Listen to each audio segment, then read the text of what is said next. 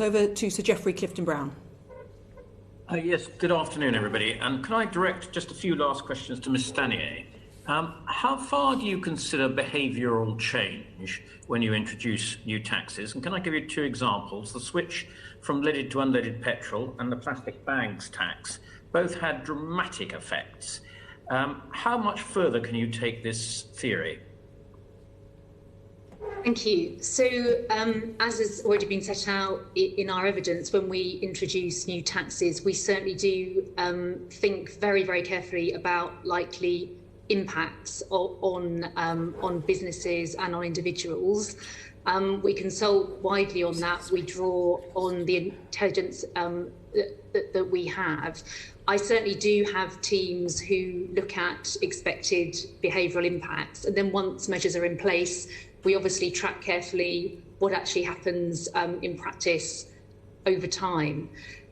So, I mean, we've already discussed what we're hoping to be the impacts of the new plastics packaging tax. The design of that has been the product of a huge amount of work and discussion with all the different parts of the supply chain to really understand what we're playing into there. But as with all of these tax measures, we're operating, as we've been bringing out, within a much broader overall regulatory environment. And also, of course, attitudes, public attitudes, business attitudes to plastics, for example, are also changing all the time. So trying to distinguish exactly what the impact of the tax itself is within all that is quite challenging. So I'm glad you mentioned the plastics tax, because I understand it, as it's being designed at the moment, it's largely designed to fall on the producer rather than the end user. But I have to say, when I go shopping in the supermarket and when I eat that food, I am appalled by the amount of plastic that I throw away. Wouldn't it be a good idea to put a little bit more pressure on the producers by making that tax fall, at least in part, on the consumers? Because they get charged ultimately anyway, because the supermarkets will simply put up their prices higher if the plastic costs more. Well, in designing the tax, we've been looking very much at how we can achieve Minister's objective to increase recycling, and we've designed it very much with that in mind and done the consultative work that we have with that in mind. Of course, as consumers, I'm sure that we're all probably changing our behaviour over time, but that's the approach that we've taken to designing the tax. Time is moving on very, very quickly. Can I just take you to case study 2 on page 29 and talk about the climate change levy, and in particular the effect on mineralogical and meteorological industries, big heavy industries like cement producing. And the paragraph at the end of the table there says we shouldn't charge the tax on these industries because we want to remain competitive with EU producing similar producers. But on the other hand, now that we've left the EU, isn't there a case we're bound to diverge in some of our taxes?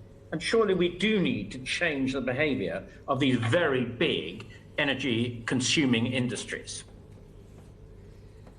I mean, Treasury colleagues may also wish to comment on this, but I mean, the climate change levy, as with all our environmental taxes, we're keeping them under review all the time. Obviously, now that we've left the European Union, there are a wide range of implications for the tax system, and some flexibilities and freedoms in some areas that we didn't have before. So that's the kind of area that we keep under review. Could I finally take you to page 34, paragraph 1.34? And it says, the departments consider that further evaluation provides limited scope for practical benefits, and provided that taxes do not have a negative impact, they still represent an economically efficient way to raise revenue. That rather sounds to me as though you're going to rely on the existing taxes rather than think either how they could be reformed to cover off some of the loopholes, or actually think whether there are a more effective way of introducing new taxes. And this is surely going to be particularly necessary if we're going to meet the taxes we need to raise as we phase out in the internal combustion engine. I don't disagree with what you're saying at all there, and I think that's already come out through some of the previous discussion that we've had about fuel duty. I would be very keen, though, to take this opportunity to say something briefly about our overall approach to evaluation, because we are very keen, as I know the committee are and the NAO rightly are, to see more evaluation work across our tax measures and tax reliefs. And I'm delighted that we've been able, in fact, to secure, of course, with the support of Treasury colleagues, an additional £2 million investment in the next financial year to undertake further evaluation work. We're currently developing our plans to get the very best use from that investment, but I think it's a very important development that I wanted to share with the committee. We've also gone on public record, sorry, I just one very final point quickly, that we will be publishing a new HMRC evaluation framework later this year to set out the overall principles and approach that we'll be applying. Thank you very much, Ms. Daniel. Can I just ask you one final question to Tom, if I may, please? On paragraph 2.818, it says in the report, our report on achieving net zero found that the UK's greenhouse gas emissions will exceed the government's shorter-term targets without further action to close the gap. Now, I know this is going to form part of your more comprehensive report later this year, which you've already had an interim part of, but can you just give us a glimpse of some ideas how you think you're going to take, what further action you're going to take to close that gap?